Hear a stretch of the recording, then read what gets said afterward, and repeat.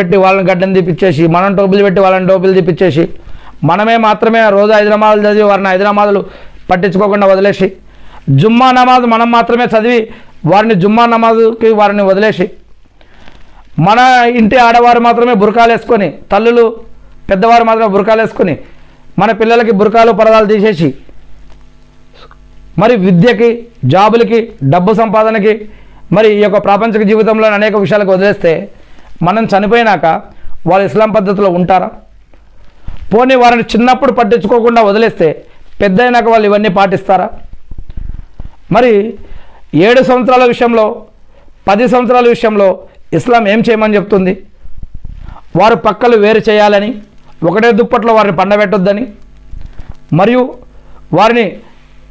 ముందుగా మంచిగా చెప్పండి అని, తర్వాత కొంచెం గట్టిగా చెప్పండి అని, అప్పటికి వినకపోతే కనీసం ఒక బెత్తంతో ఇలా చేసి అయినా సరే వారిని తీసుకెళ్ళండి అని చెప్పడం జరుగుతుంది. మనకి వారి పట్ల ప్రేమ, గౌరవం, ఆదరణ లేదా ఇంకా అనేక రకాల మమకారాలతోటి మనం కష్టపడ్డా పర్వాలేదు, వాళ్ళు నిద్రపోని అని చెప్పి వదిలేస్తున్నాం. అదే స్కూలు, కాలేజ్ తర్వాత జాబు, జీవితం, డబ్బు సంపాదించాలి, ఫ్యూచర్ ఎలా అనుకున్న దగ్గర మాత్రం నిద్ర లేపి స్పెషల్ ప్రోగ్రాంలు, స్పెషల్ క్లాసులు, స్పెషల్ ట్రైనింగ్లు, కోర్సులు పెట్టి మరీ వాళ్ళని ఇబ్బంది పెడతాం.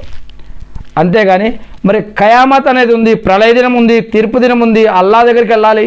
స్వర్గం నరకం ఉన్నాయి అనే విషయాల దగ్గర మాత్రం ఆ భయం మాత్రం మనకు లేదా? ఇదన్నీ కూడా ఒక ముస్లిం ఇంకొక ముస్లింకి ఇస్లా చేసుకునేటటువంటి విషయాలు, గుర్తు చేసుకునేటటువంటి విషయాలు. అందుకే మనం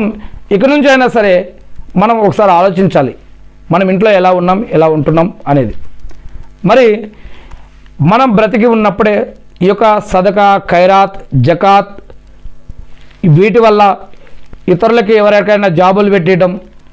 ఏదైనా ఒక వాళ్ళ బతుకు తెరువు కోసం ఏదైనా ఇప్పియటం,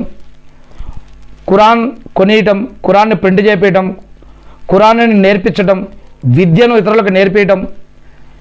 ఇతరులకి ఆరోగ్యం కోసం వారి యొక్క హాస్పిటల్కి ఖర్చు పెట్టడం, రోడ్లు వేపేయటం, బావులు వేపేయటం, స్కూళ్ళు కట్టేయటం, మదర్సాలు కట్టేయటం, మస్జిదులు కట్టేయటం, ఎవరికైనా నీళ్ళ కనెక్షన్ లేకపోతే నీళ్ళ కనెక్షన్ ఇప్పించడం, ఎవరికైనా కరెంటు లేకపోతే కరెంటు కోసం వాళ్ళకి ఇంకేదైనా సాయం చేయడం, బట్టలు లేకపోతే బట్టలు ఇప్పించడం,